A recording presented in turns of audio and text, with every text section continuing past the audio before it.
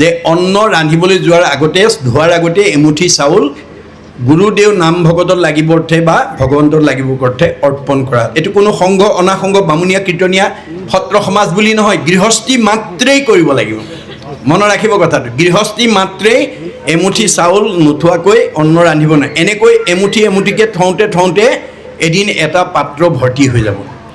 সেইখিনি বিক্ৰী কৰি গাঁৱৰ নামঘৰ হওক, নিজৰ মানে গুৰুগৃহত হওক, দুখীয়া মানুহক হওক, মানে বেমাৰী মানুহৰ চিকিৎসাৰ কাৰণেই হওক, মানে দুখীয়া ল'ৰা পঢ়া শুনাৰ কাৰণেই হওক, আপুনি যদি দান দি দিয়ে তাতো পুণ্য হ'ব, অন্ন শুদ্ধ হ'ল, দুই ফালৰ পৰা আমি উপকৃত হ'লোঁ।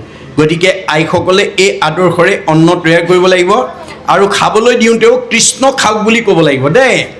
আপোনালোকে যিকোনো মানে ল'ৰা ছোৱালীকে দিয়ক বা স্বামীকে দিয়ক বা আলহী অতিথিকে দিয়ক, খাবলৈ দিওঁতে কৃষ্ণ খাওক বুলি ক'ব। যদি কৃষ্ণ খাওক বুলি নোকোৱাকৈ অকল খাওক বুলি কয়, তেতিয়া সেই দ্ৰব্যটো প্ৰদূষণযুক্ত হৈ থাকে, পঞ্চসোণা পাপ তাত লাগি থাকে। গতিকে কৃষ্ণ বুলি নোকোৱাকৈ খাবলৈ দিয়া অন্নটো আমাৰ কুকুৰৰ বিষ্ঠা তুল্য অপবিত্ৰ বুলি শাস্ত্ৰত উল্লেখ কৰিছে। কৃষ্ণ মন্ত্ৰহীন দ্ৰব্য মতিতাৰ দুষ্টা, অন্ন জল সুৰাতাৰ কুকুৰৰ বিষ্ঠা। আইসকলে যদি কৃষ্ণ খাওক বুলি নোকোৱাকৈ দিয়ে, সেই অন্নটো কুকুৰৰ বিষ্ঠা তুল্য অপবিত্ৰ, যিমান সুন্দৰকৈ নবনাওক প্ৰদূষণযুক্ত হৈ থাকে শাস্ত্ৰমতে দেই। সেইটো আপোনালোকে মুক্ত কৰিব। তাৰপিছতে আমাৰ 8 নম্বৰ সদাচাৰটো হৈছে শয়ন সদাচাৰ। আমাৰ বহুতে শুবও নাজানে, উঠিবও নাজানে। টোপনি ধৰিল বুলিয়েই এতিয়া গৰম দিনত ফেন চলি আছে, কোমল বিচনা পাৰি থৈছে, প্ৰটিনযুক্ত আহাৰ পেট ভৰাই খাইছে আৰু বিচনাত গৈ ধপংকৈ পৰি দিছে। সেইটো অভ্যাস আছে যদি এৰিব দেই। আমি কেনেকৈ শুব লাগে মাধৱদেৱে ঘোষাত লিখিছে, দুস্বপ্ন নাশন ইটো মাধৱ মাধৱ নাম, দুষ্ট গ্ৰহ ভয় বিনাশন, পৰম সম্পদৰ ৰূপ জানি মাধৱৰ নাম, সৰ্বদাই কৰিও কীৰ্তন। যে আমি শুবলৈ যাওঁতে মহাপুৰুষ মাধৱদেৱে জীৱশ্ৰেষ্ঠ মানুহ তৰিবৰ কাৰণে এটা দুটা নহয় 1000 এফাকি ঘোষাৰে এখন গ্ৰন্থ লিখি থৈ গৈছে, যাক নামঘোষা বুলি কয়, যিখন পৃথিৱীৰ ভিতৰত শ্ৰেষ্ঠ ধৰ্মগ্ৰন্থ বুলি শাস্ত্ৰত উল্লেখ কৰিছে। পৃথিৱীত ধৰ্মশাস্ত্ৰ আছে যত সবাহেৰে সাৰ আছে ঘোষাৰ মধ্যত।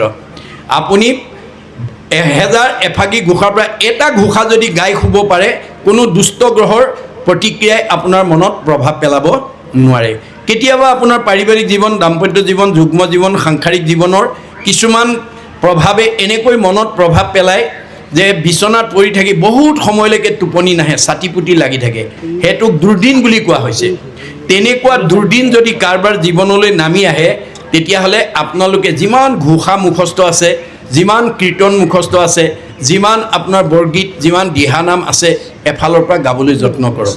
অতি কম সময়তে আপোনাৰ কি হ'ব, এই মানে টোপনি আহি যাব, চাউণ্ড স্লিপ। মনত ৰাখিব দেই। আমাৰ এতিয়া বহুতে উঠিব নাজানে, সাৰ পালে চকু মোহাৰি কামৰ ধান্দাত নামি আহে। সেইটো অভ্যাস আছে যদি এৰিব। কিয়? আমাৰ কেনেকৈ উঠি আহিব লাগে আমাৰ ভাগৱতত নিয়ম বান্ধিছে যে আমাৰ ভগৱন্তই 3টা গুণনাম লৈ আমাৰ দেহ জগতত অৱস্থান কৰি আছে। কেনেকৈ আছে? ব্ৰহ্ম পৰমাত্মা ভগৱন্ত একে তত্ত্ব, একৰেখে 3 নাম লক্ষণ ভেদত। 3টা গুণনাম লৈ পেলাই আমাৰ দেহ জগতত আছে। ব্ৰহ্মৰূপে আমাক চৈতন্য জীয়া মানুহ কৰি ৰাখিছে। আপুনি দুৰ্ঘোৰ টোপনি গ'লেও আপুনি জীয়াই থাকে। এজন টোপনি যোৱা মানুহে ক'ব পাৰে নেকি মই জীয়াই আছোঁ নে মৰিলোঁ? নোৱাৰে। তথাপিতো আপুনি জীয়াই থাকে। কোনে? ব্ৰহ্ম শক্তিয়ে জীয়াই ৰাখিছে, হয়নে? আৰু সাৰ পোৱাৰ লগে লগে চকুৰে দেখে, কাণেৰে শুনে, মুখেৰে খায়, হাতেৰে কৰে, ভৰিয়ে যায়, ইন্দ্ৰিয়বিলাক সচেতন হৈ যায়। কোনে? পৰমাত্মাই। আৰু সৃষ্টি স্থিতি প্ৰলয়ৰ গৰাকী ভগৱন্তই যথা কৰ্ম তথা ফল দিবৰ কাৰণে দেহতে অৱস্থান কৰি আছে। সেইকাৰণে অৰ্জুনক কৈছে কৰ্মাণি অধিকাৰ অস্তি মা ফল কদাচন। হে অৰ্জুন, তোমাক কামৰ অধিকাৰ দিলোঁ, মোৰ পৰা কোনো ফল নিবিচাৰিবা। গতিকে তেতিয়া অৰ্জুনেতো আপত্তি কৰিছিলে, যদি ফলেই বিচাৰিব নালাগে তোমাক আৰাধনা কৰা মোৰ প্ৰয়োজনে বা কি? তে কৃষ্ণই কৈছিল, কৃষ্ণই বোলে শুনাত আৰু সেইটো মহাবল, নুখুজিলে ঈশ্বৰে আপুনি দেন্ত ফল। অৰ্জুন, তুমি মোৰ পৰা ফল বিচাৰিব নালাগে, মই নোখোজাকে দিম। প্ৰমাণ, যেন আতি শিশু চোৱা ভক্ষ নোখোজয়, তথাপিতো স্নেহে থাকি মাতৃস্তন দে। এটা কেঁচুৱাই গাখীৰ নিবিচাৰিলে বুলি মাকে দিনটো বিচনাত পেলাই নথয়, কৰ্মৰ মাজৰ পৰাই পুত্ৰ স্নেহত আপ্লুত হৈ যেনেকৈ মানে পুত্ৰক স্তনদান দিয়ে, ময়ো যথা কৰ্ম তথা ফল দিমেই, তুমি মাত্ৰ কৰ্ম নিৰ্বাচন কৰিবলৈ শিকিবা। অৰ্জুনক কোৱাৰ চলে আমাক কৈছে কি কৰ্ম? বেদে যাক বিহি আছে তাকে বোলে কৰ্ম। বেদবিহিত কৰ্ম, বেদে কি বিহিছে? ঈশ্বৰৰ অৰ্থে যিটো কৰে তাকে বোলে কৰ্ম। আজি এইটো আপোনালোকৰ ঈশ্বৰৰ বেদবিহিত কৰ্ম হ'ল। ইমানবিলাক আত্মাক মাতি আনি ঈশ্বৰৰ কথা শুনাই জন্ম জন্মান্তৰ কাৰণে পুণ্য সঞ্চয় কৰাৰ মানে সুযোগ দি দিলে। এইটো বেদবিহিত কৰ্ম। বেদে যাক নিষেধ দিছে সেইটো অকৰ্ম। অকৰ্ম আচৰিলে মিলে বিকৰ্ম পাতে। বেদে কি কৈছে? যত দেখা ভূত প্ৰাণী সবাহাকে বিষ্ণু মানি হিংসা এৰি কৰা উপকাৰ। মই চবতে আছোঁ দেই, কুকুৰৰ চিগাৰিলে গদৰ ভৰু আত্মাৰাম, জানিয়া সবাকো পৰি কৰিবা প্ৰণাম। দেহটোহে কুকুৰ মেকুৰী গাহৰি, আত্মাটো নহয়। কৰ্মফলেহে কুকুৰ মেকুৰীহে আছে, তাত তোমালোকৰ হাত নাই। গতিকে পাৰিলে কাৰোবাক উপকাৰ কৰিবা, কাকো হিংসা নকৰিবা। যদি হিংসা কৰে আপোনাৰ পাপ হ'ব। পাপায়ো পৰপীড়নম। এই তথ্য আমাক দিছে। আমি খন্তেক পিছতেই আমাৰ বাপজন বহিছে, তেখেতে অলপ গোৱাৰ পিছতেই সময়ৰ প্ৰতি লক্ষ্য ৰাখি আমি আজিৰ কাৰ্যসূচী সামৰণি মাৰিম। গতিকে মই তেখেতক পাঠ কৰিবলৈ আহ্বান জনাইছোঁ। কৃষ্ণ কৃষ্ণ। জয় গুৰু শংকৰ। ৰাম হেন জানি যাৰ ইচ্ছা মুখ্য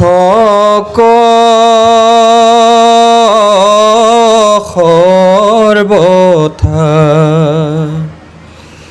পৰীক্ষিত দেৱে শুনি ওক কৃষ্ণ কথা। এ ৰাম দিবে চিত্ত কৃষ্ণ গুণ নাম কীৰ্তনত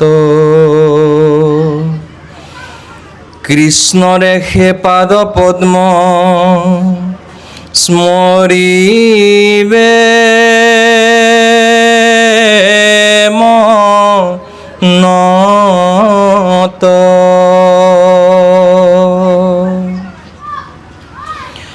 নাৰায়ণ স্মৰণেহে পৰম মঙ্গল।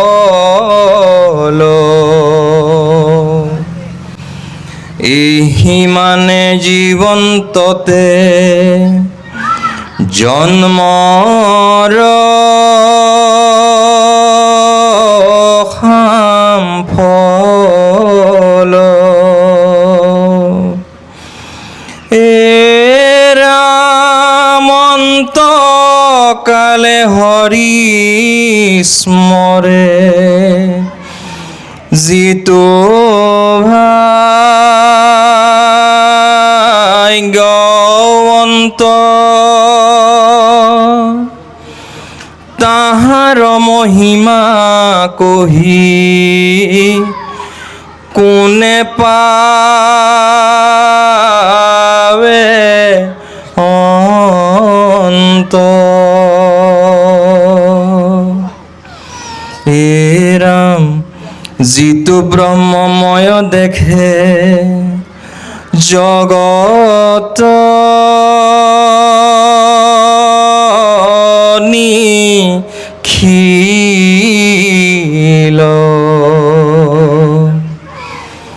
যত পাপ পুণ্য সমস্ততে নিৰ্বতিল। হে ৰাম হৰিৰ কথাত তাৰ ৰতীয় বিশ্ৰাম সদায় মুখত নেৰে ৰাম কৃষ্ণ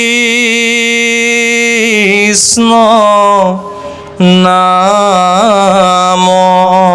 কৃষ্ণ পৰম শ্ৰদ্ধাৰ বাবাই সমস্ত এইখিনিলৈকে আমাক ভাগৱতে কি ক'ব বিচাৰিলে আমি তাৰ ওপৰত আলোচনা কৰিম। যে ইয়াৰ আগৰ চাৰিভাগিক পদত কৈছিলে, নাহি জ্ঞান যাৰ জাতি ধৰ্ম মাত্ৰ কৰে, নিতে বলি বিশ্বপঞ্চ যজ্ঞক আচৰে।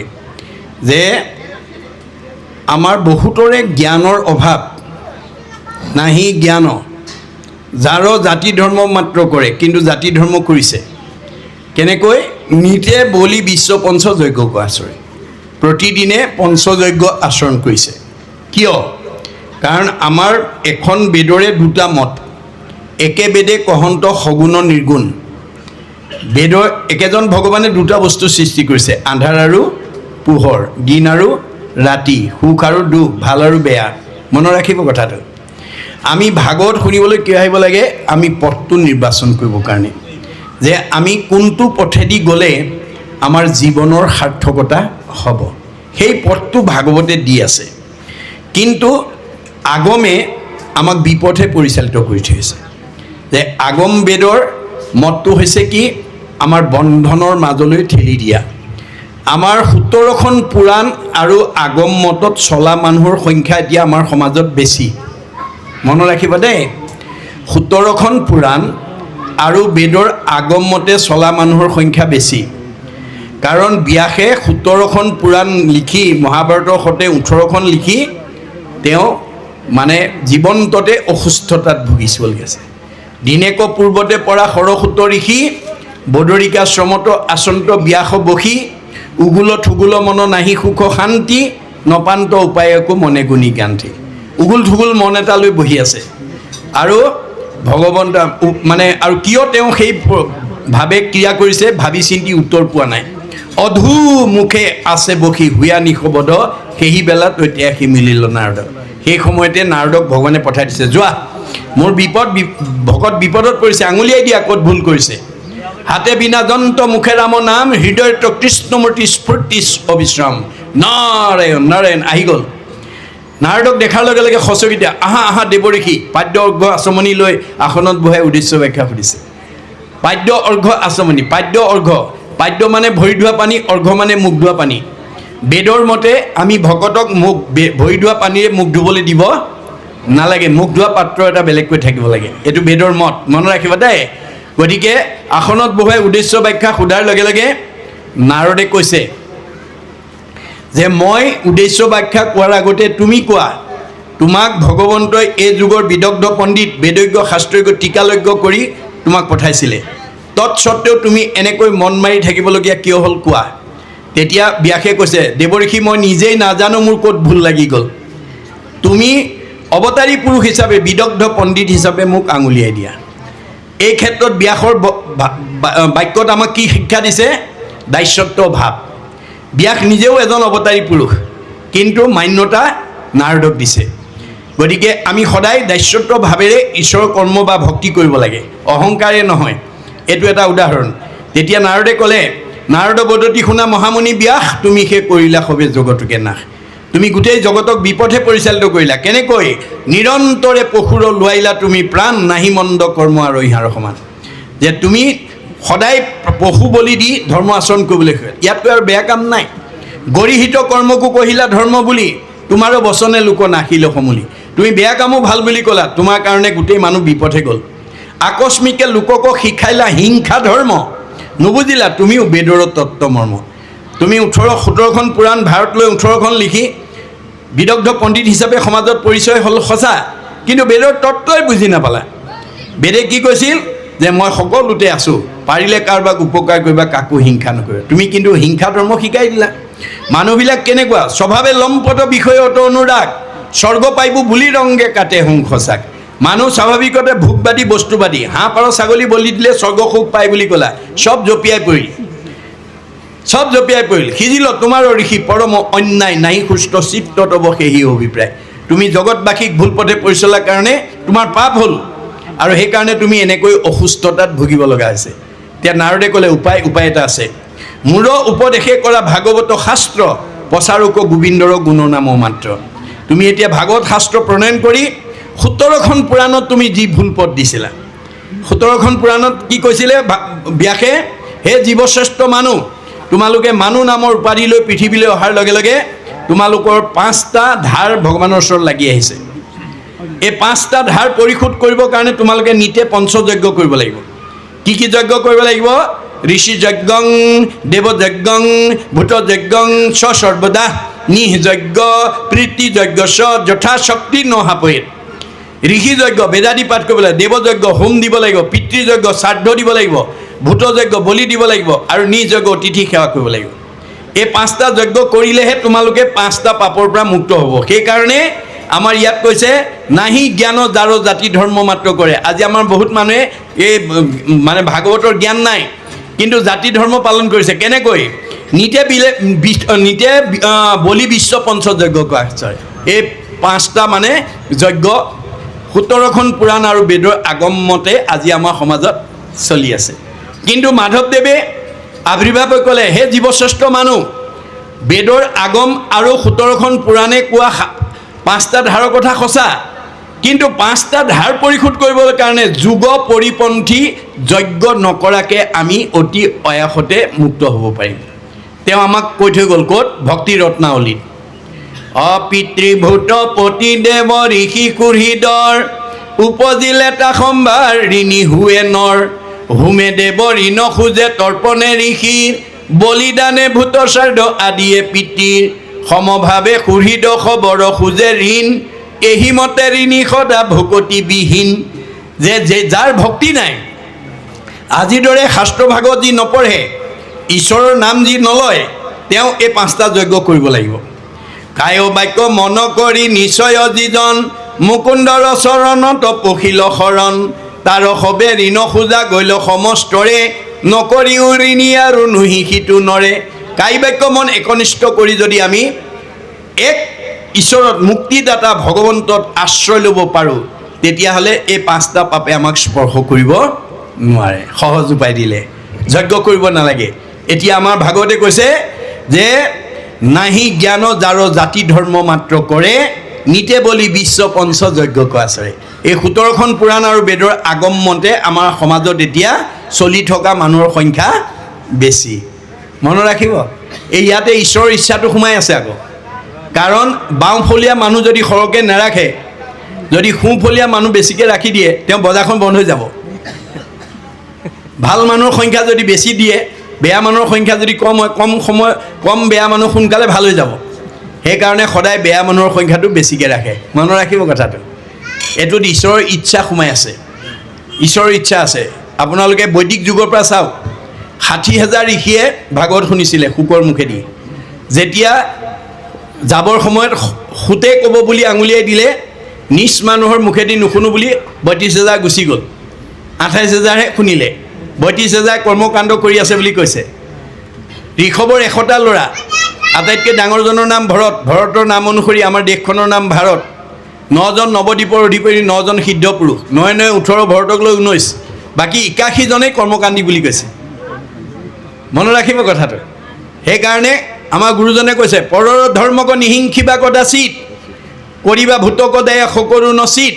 শৈৱ শান্ত চিত্ত সৰ্ব ধৰ্মত বৎসলে, সি ভাগৱত ধৰ্ম জানা মহাবল। আপোনালোকৰ 1 নম্বৰ শালমাৰী গাঁৱৰ মানুহৰ লগত মোৰ তেজৰ সম্পৰ্ক নাই, মোৰ কোনো পৰিয়াল আপোনালোক নহয়, কিন্তু আত্মাৰ সম্পৰ্ক আছে। আত্মা দৃষ্টিত আপোনাৰ আৰু মোৰ মাজত কোনো পাৰ্থক্য নাই। গতিকে দেহ ধৰ্ম এৰি আত্মা ধৰ্ম ল'ব লাগিব। মোৰ চকুৰ আগত দেখা ভুলটো আঙুলিয়াই থৈ যাব লাগিব। কেনেকৈ? শুনিবলৈ ভাল পোৱাকৈ। মানিলে তৰিব, নামানিলে মৰিব। আপুনি মইনো কোন? ভগৱানৰ পৰম সখা অৰ্জুনেও প্ৰতিবাদ কৰিছিলে, তুমি অকল নামৰ কথাই কৈ থাকা, তপ জপ যাগ যজ্ঞ হোমব্ৰত মিছা নেকি? নাই নাই, তাৰ সত্যতা আছে। তাৰ সত্যতা ক'ত থাকিব? য'ত সূৰ্যৰ পোহৰ নাই ত'তহে আন্ধাৰ থাকিব। সূৰ্যৰ পোহৰ থকা ঠাইত যেনেকৈ আন্ধাৰ থাকিব নোৱাৰে, মোৰ সূৰ্যস্বৰূপ নাম য'ত থাকিব তাত কোনো তপ জপ যজ্ঞৰ প্ৰয়োজন নাই। দৈত্য নাই মূৰ নাম সূৰ্যৰ উদয়, তৈতেহে প্ৰকাশে তপ জপ যজ্ঞ ছয়। য'ত মোৰ গুণনাম নলয় তাত তপ জপ যজ্ঞ কৰিব লাগিব। 1 নম্বৰ শালমাৰী গাঁৱৰ যদি ভাগৱত নপঢ়ে, গীতা নপঢ়ে, ঈশ্বৰৰ নাম নলয়, ঈশ্বৰৰ কথা নুশুনে, তেতিয়াহ'লে আপোনালোকৰ গাঁৱৰ মানুহে তপ জপ যজ্ঞ কৰিব লাগিব।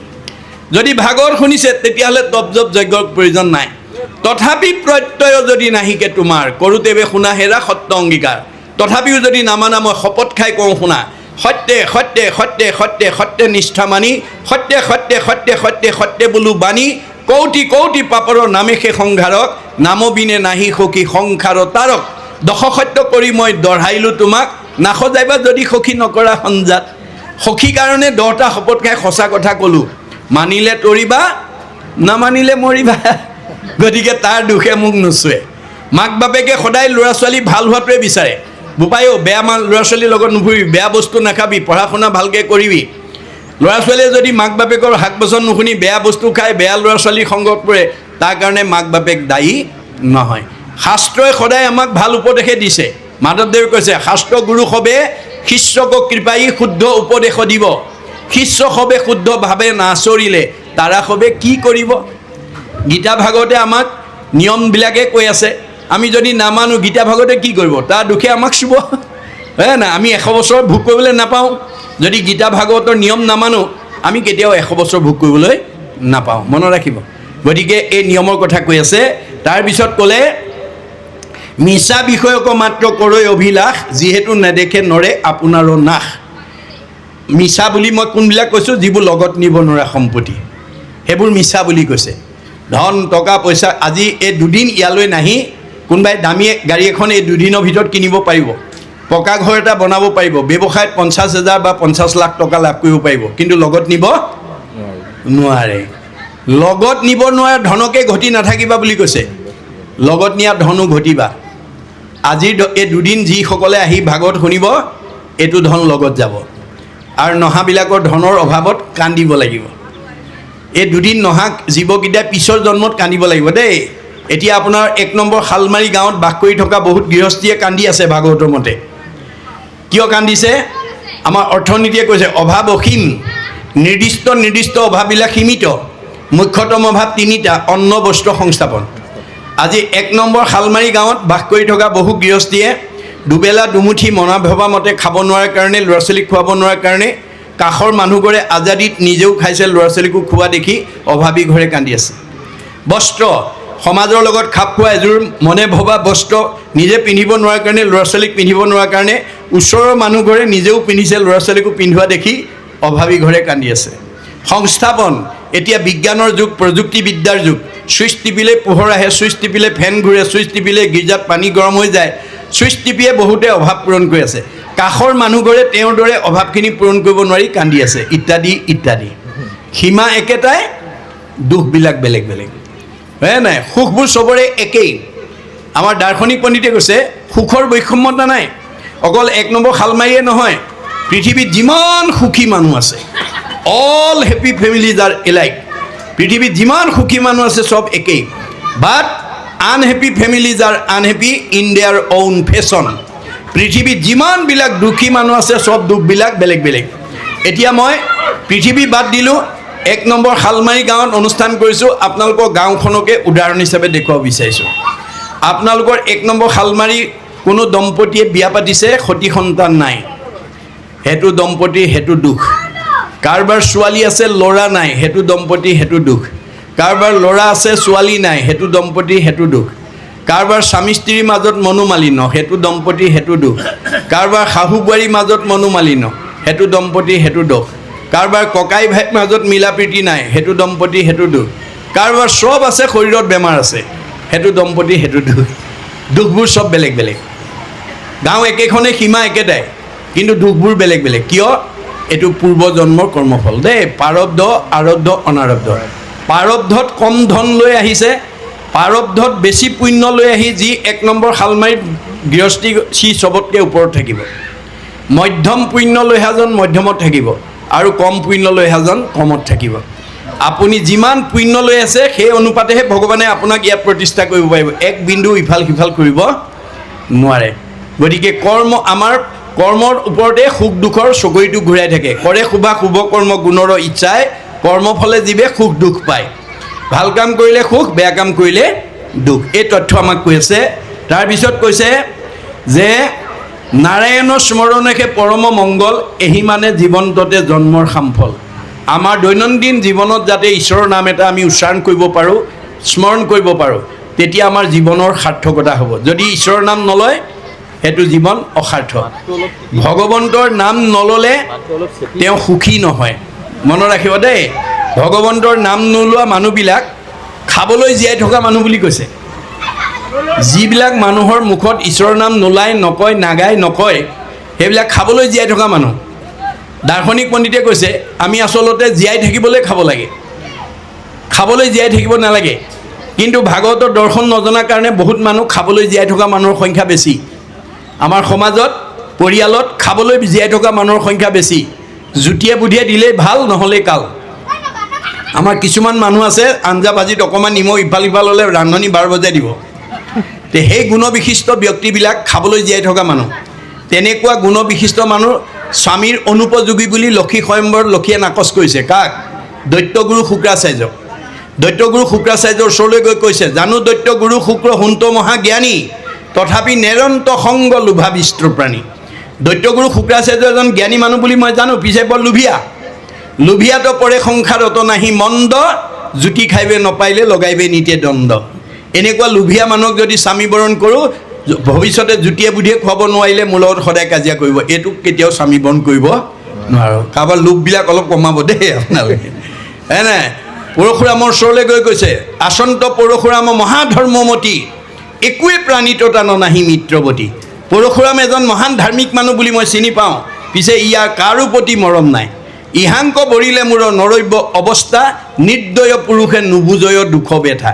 মৰম নাইকে স্বামীক যদি মই স্বামী বৰণ কৰোঁ, ভৱিষ্যত ভাৰ্যাৰ দুখ কষ্টৰ কথা এওঁ বুজি নাপাব। নাকচ কৰিছে দেই, হয়নে? তাৰপিছত ব্ৰহ্মাক নাকচ কিয় কৰিছে? আচন্ত মানে বিধাতা জাকক সেৱৈ সুৰাসুৰ, আতপৰে আন আৰু নাহি কামাতুৰ। এওঁ দেৱতা অসুৰে চবেই সন্মান কৰে, কিন্তু এওঁ বৰ কামাতুৰ। ভুলহীয়া নিজৰ দুহিতাক হৰে, ইহাংক নিতে কোলা হ'লে যাব ইহাংক বৰিলে। এনেকুৱা কামুক মানুহক যদি মই বৰণ কৰোঁ, সদায় কাজিয়া কৰি থাকিব লাগিব। এনেকৈ চব বেয়া গুণবোৰ নাকচ কৰি কৰি শেষত বিষ্ণুস্বৰূপ বৰক স্বামী বৰণ কৰিছে।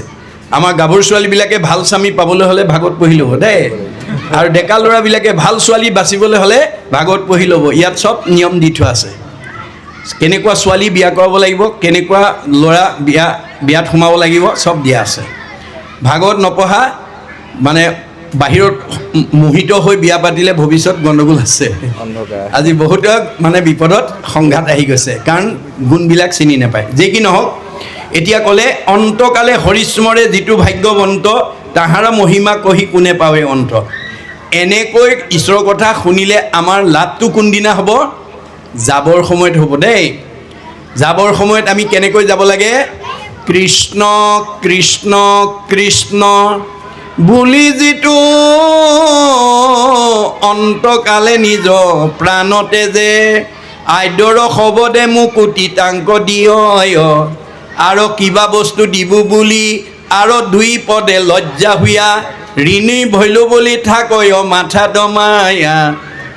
আপুনি যাবৰ সময়ত যদি 3 বাৰ কৃষ্ণ বুলি কৈ এই পৃথিৱীৰ পৰা ওলাই যাব পাৰে, প্ৰথম কৃষ্ণ শব্দটোৰ কাৰণে আপোনাক ভগৱন্তৰ সৰ্বস্ব প্ৰদত্ত মুক্তিটোকে দি দিব, আৰু পাছৰ কৃষ্ণ শব্দ দুটাৰ কাৰণে তেওঁৰ হাতত দিবলৈ একো নথকাৰ কাৰণে ঋণী হৈ ৰ'লোঁ বুলি মূৰ দুৱাই ৰ'ব।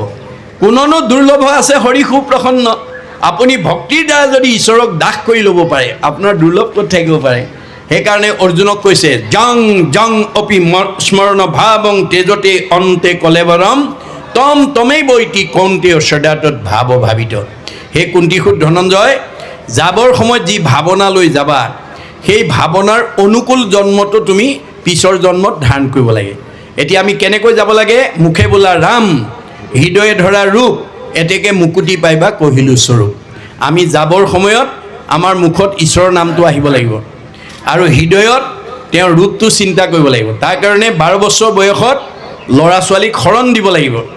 শৰণে নাম দিব, শৰণ অনগল হ'লে ভজন দিব লাগিব, ভজনে ৰূপ দিব। এতিয়া আমাৰ সমাজত বহুতে শৰণ নল'লে শাহু শহুৱে বোৱাৰীকৰ হাতত নেখায়, ভকতে নেখায় বুলি শৰণটো দিয়াই অনুশীলন নকৰে, ভজন ল'বলৈ ভয় কৰে। কিয়? শৰণতে ইমান নীতি নিয়ম, ভজনতো আৰু আছে।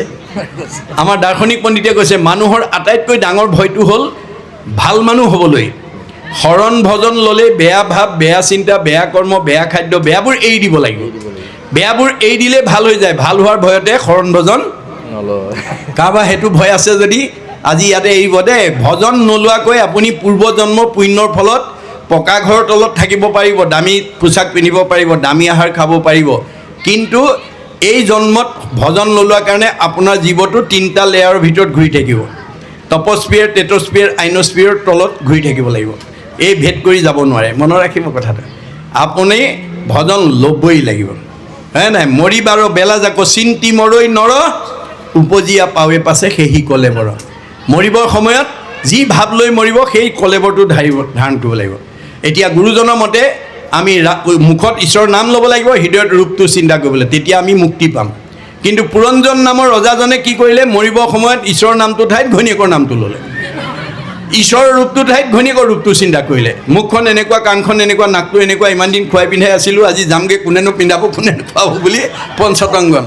পুৰঞ্জনে স্ত্ৰী ৰূপ চিন্তিয়া মনত, স্ত্ৰী হুয়া উপজিলে ঘূৰ সংসাৰত। মৰিবৰ সময়ত মাইকী মানুহৰ চিন্তা কৰি মৰাৰ কাৰণে মাইকী মানুহ হৈ জন্ম ল'ল। কাৰোবাৰ ওলট পালট হ'বলৈ মন থাকিলে এই পালি ঔষধ খাব লাগিব দেই। জ্বৰ ভৰতে হৰিণাৰ চিন্তা কৰি মৰাৰ কাৰণে হৰিণা জন্ম ল'ব লগা হ'ল। আৰু মাধৱদেৱে তাৰ এটা বিজ্ঞানসন্মত তথ্য আমাৰ ভক্তি ৰত্নাৱলীত দেখুৱাইছে। বাঘ পৰুৱাই নিজে পোৱালি নাপাৰে, জীয়া পোক পৰুৱা মকৰা ফৰিং এটা ধৰি আনি তাৰ বাঁহত সোমাই দিয়ে আৰু মুখৰ আগত কোনকোনাই থাকে। বাঘ পৰুৱা মানে কুমাৰণী। যেন বাঘ পৰুৱা ধৰিয়া পোকা যত, নামাৰি জীয়ন্তে আনি থবয় বাসত। থৈ পেলাই কোনকোনাই থাকে। ভিতৰৰ পোক পৰুৱা মকৰা ফৰিংটোৱে ই এতিয়া মোক মাৰিব, ই এতিয়া মোক বিন্ধিব, ই এতিয়া মোক খাব বুলি ভাবি থাকে। বাঘ পৰুৱাক পোকে চিন্তিয়া ভয়ত, তাহাৰৰ স্বৰূপ পাই সেই শৰীৰতে। ৰাতিয়ে দিনে ভাবোঁতে ভাবোঁতে তাৰ শ্বেপ আকাৰটো বাঘ পৰুৱালৈ ৰূপান্তৰ হয়। এহিমতে জীৱা যাক চিন্তিয়া থাকয়, তাহাৰৰ স্বৰূপ সিটো অৱশ্যে পাব। এই ধৰণে আমি যোনে যিটো চিন্তা কৰি মৰিম তাৰ ৰূপটো আমি ধৰিব লাগিব। সেইকাৰণে আজি আমাৰ বহুতৰ পিতৃ মাতৃৰ এটা বৰ্ধমূল ধাৰণা আছে, কি? ল'ৰা ছোৱালীক মাছ মাংস ডিম নোখোৱালে বল শক্তি ক'ৰ পৰা হ'ব, মগজ ক'ৰ পৰা হ'ব, পঢ়িব কেনেকৈ পাৰিব? নাই নাই, মাছ মাংস ডিম খুৱাবই লাগিব। এইটো আমাৰ বহুত পিতৃ মাতৃৰ বৰ্ধমূল ধাৰণা। কিন্তু আমাৰ আন্তঃৰাষ্ট্ৰীয় এটা বিজ্ঞান সন্থাই কি বুলি কৈছে যে what protein you will get from fish and place, you will get more protein from home made ghee and vegetables. মাছ মাংস ডিম খাই যিটো প্ৰটিন পাওঁ তাতকৈ বহুত বেছি প্ৰটিন ঘৰত বনোৱা ঘিউ আৰু শাক পাচলি খালে পাওঁ। Fish and flesh spread disease only. মাছ মাংসই আমাৰ জীৱনলৈ বেমাৰৰ বীজাণু কঢ়িয়াই আনে। মই আপোনালোকক এসপ্তাহ সময় দিছোঁ, প্ৰমাণ কৰি চাব। এসপ্তাহ পুৱা দুপৰীয়া গধূলি, পুৱা দুপৰীয়া গধূলি মাছ মাংস ডিম নিজেও খাই থাকক, ল'ৰা ছোৱালীকো খুৱাই থাকক। এসপ্তাহৰ পিছত দেহৰ খবৰ ল'ব, গম পাই যাব। বদ হজম, গেছ, বিষ ইত্যাদি ইত্যাদি। কিন্তু নিৰামিষ গোটেই বছৰ খাই থাকক নহয়। প্ৰকৃতিৰ জগতলৈ চালেও আমি তাৰ উত্তৰ পাওঁ। বাঘ সিংহ মাংসহাৰী, হাতী তৃণভোজী। আয়ুস কাৰ বেছি? হাতীৰ। ধৈৰ্য কাৰ বেছি? হাতীৰ। প্ৰকৃতিৰ জগতত যদি এইটো সঁচা হয়, আমাৰতো মিছা হ'ব নেকি? আমি উপলব্ধি কৰিব লাগিব। সেইকাৰণে মই মিডিয়াৰ যোগেদি এতিয়া ৰাইজক আহ্বান জনাইছোঁ। এইটো মোৰ মত নহয়, গীতা ভাগৱতৰ মত। আজি তাৰিখলৈকে যদি খাই আছে, কালিৰ পৰা এৰি দিয়ক বুলি নকওঁ। খাওঁতে কিন্তু এটা কথা ক'বলৈ নাপাহৰিব, আপোনাৰ হৃদয়ত থকা যিজন সমস্ত ভূতৰে মই আছোঁ হৃদয়ত, ভগৱান সকলোৰে হৃদয়ত আছে। কিয়? যা দৃশ্যি ভাৱনা জৈশ্য সিদ্ধি ভৱতি তাত দৃশ্যি। আপুনি যেনেকৈ ভাবিব আপোনাৰ মনৰ ভাৱনা তেনেকৈ পূৰণ কৰি দিব। খাবৰ সময়ত তেওঁ ক'ব, প্ৰভু এৰিব পাৰিলে ভাল হয়। খাইছে আৰু, কিন্তু কথাটো তেওঁক ক'ব লাগিব, প্ৰভু এৰিব পাৰিলে ভাল হয়। আপোনাক এমাহ সময় দিছোঁ। হাৰ্ট এণ্ড চ'ল, অন্তঃকৰণে কথাটো উপলব্ধি কৰি ভগৱন্তক যদি আপুনি এই ধৰণে ক'ব পাৰে, এমাহৰ পিছত মাছ মাংস ডিম খোৱাৰ হেঁপাহ আপোনাৰ নাইকিয়া হৈ যাব। তাকে নকৰি যদি যোৱাৰ সময়লৈকে আৰু কিছুমান বুঢ়া বুঢ়ী আছে, ল'ৰা ছোৱালীয়ে সোধে, দেউতা কি খাব মন গৈছে, মা কি খাব মন গৈছে? বোপাই পাৰ মাংস অকণমান, হাঁহৰ মাংস অকণমান, খাচী মাংস অকণমান। ৰুচি অনুপাতে যদি যাবৰ সময়লৈকে আপুনি এৰিব নোৱাৰে, তেতিয়াহ'লে কৈছে, যিটোজনে প্ৰাণীৰ দ্ৰোহক আচৰে, কাটি মাৰি আপোনাৰো প্ৰাণ তৃপ্তি কৰে, মৰিয়া নৰক ভুঞ্জে অসুৰ জুনু পায়, পাছে ব্যাঘ্ৰ সৰ্প হুয়া ফুৰে মাংস খায়। ভগৱন্তই কৈছিল, তোমাক মানুহৰ জন্ম দিছিলোঁ সংস্কাৰ হৈ মোৰ ওচৰলৈ আহিবৰ কাৰণে, আৰু মই যে সকলোতে থাকোঁ মই কৈ থৈ আহিছোঁ, কপিল প্ৰভুৰূপে সমস্ত ভূততে মই আছোঁ সৰ্বক্ষণে। ইহাংক অৱজ্ঞা আতি কৰে যিটো জনে বেদমন্ত্ৰে প্ৰতিমাতো কৰৈ অৰ্চন নোহে কিছু ফল মাত্ৰ সবে বিৰম্বন পৰশৰী ৰতমুক বিদ্বেষ কৰৈ যদি পূজে প্ৰভু তাৰ চিত্ত শান্ত নয় প্ৰাণিক উপেক্ষা কৰি পূজে মূঢ়মতি নোহে ফল কৰে যেন ভস্মত আহুতি প্ৰাণিক নিন্দিয়া মোক যিজনে পূজয় তাতো মই তুষ্ট নহওঁ জানিবা নিশ্চয় প্ৰাণী হিংসা কৰি মোক পুজিলে মই তাত সন্তুষ্ট নহওঁ মাকে ক'লে তুমি কেনেকৈ সন্তুষ্ট হ'বা অৱজ্ঞা উপেক্ষা দেশ নিন্দা পৰি হৰি তেবে মোক ভজিবেক ভক্তি ভাৱ কৰি আজিৰ দৰে ঈশ্বৰৰ কথা শুনি আমি ভজিব লাগিব তেতিয়াই ভগৱন্ত সন্তুষ্ট হ'ব বোলে অন্য প্ৰকাৰে ভজিলে অন্যথা পুজিলে মোক ফলক নাপায় স্বৰূপ কৰিয়া মই কহিলোঁ মই খাটাং কৈ দিছে ভাগৱতে ভগৱানে কৈ দিছে এই কথাখিনি আমি বুজিলেই হ'ব তাৰপিছত কৈছে শুনা সাৱধান আৰু নিৰ্পতি উত্তৰ ইটো মহাভাগৱত শাস্ত্ৰ বৈকুণ্ঠৰ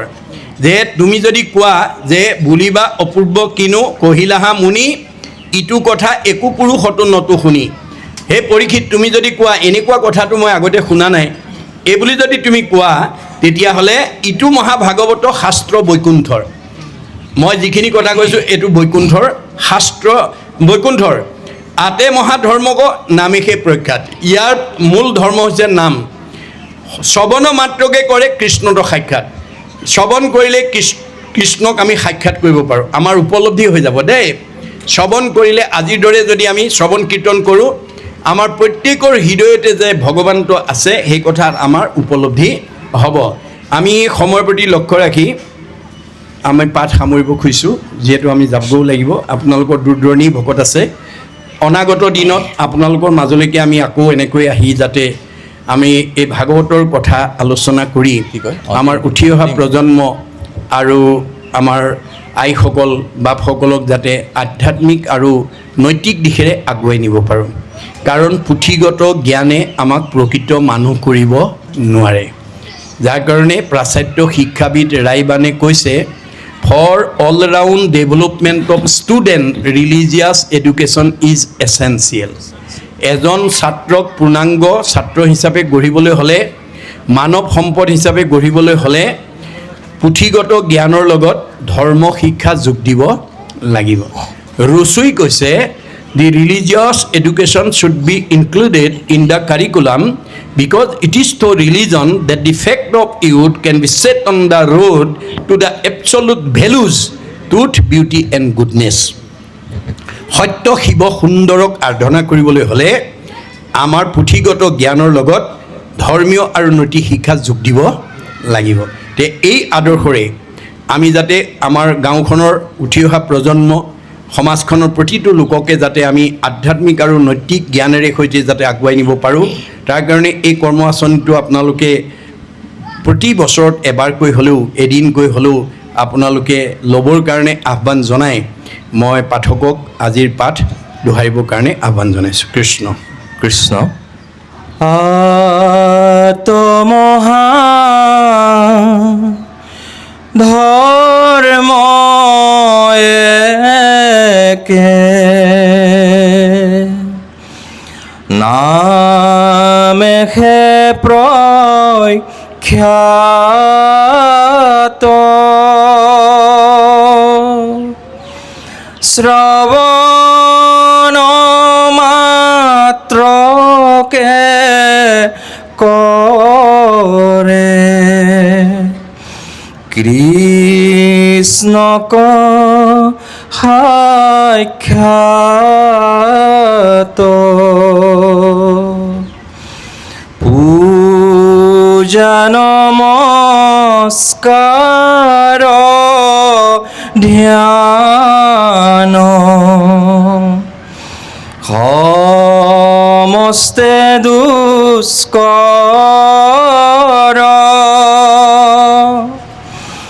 হৰি গুণ নাম ধৰ্ম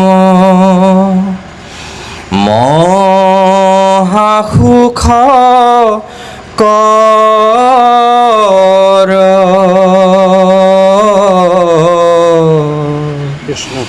হৰি ৰাম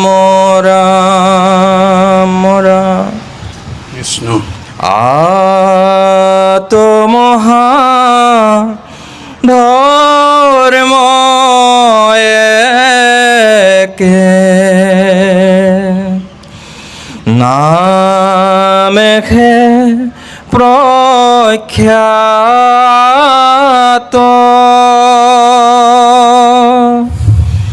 শ্রবণ মাত্রকে করে কৃষ্ণক সাক্ষাৎ পূজা নমস্কার ধ্যান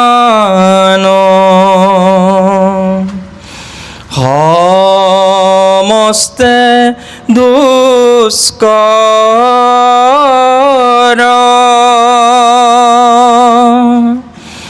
হরি গুণ নাম ধর্ম মহা সুখ কর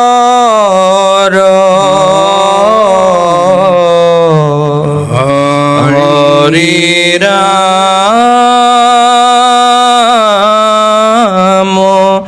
রাম রাম কৃষ্ণ জয় রাম জয় রাম জয় নারায়ণ জয় নারায়ণ জয় কৃষ্ণ জয় কৃষ্ণ জয় জগৎগুরু শ্রীমন্ত জয় জগৎগুরু শ্রীমন্ত শংকৰ ও হৰি ও হৰি ও ৰাম ও ৰাম অপৰাধ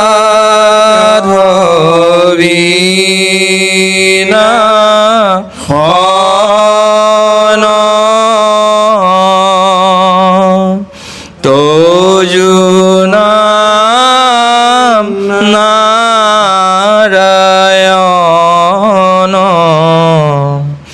জানি নামে পখিল শৰণে আনগতি নাহিকে মৰণে অপৰাধ ক্ষমা কৰি তুমি দয়া শীল হৰি মোক ৰক্ষা কৰিও শৰণে ৰাম মোক ৰক্ষা কৰিও শৰণে কৃষ্ণ কৃষ্ণ হৰি হৰি ও ৰাম গুৰু বন্দনা শ্ৰীমন্ত শংকৰ হৰি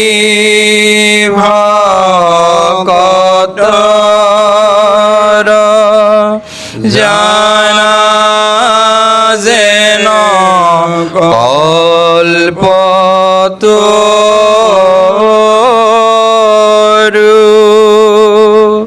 তাহান্ত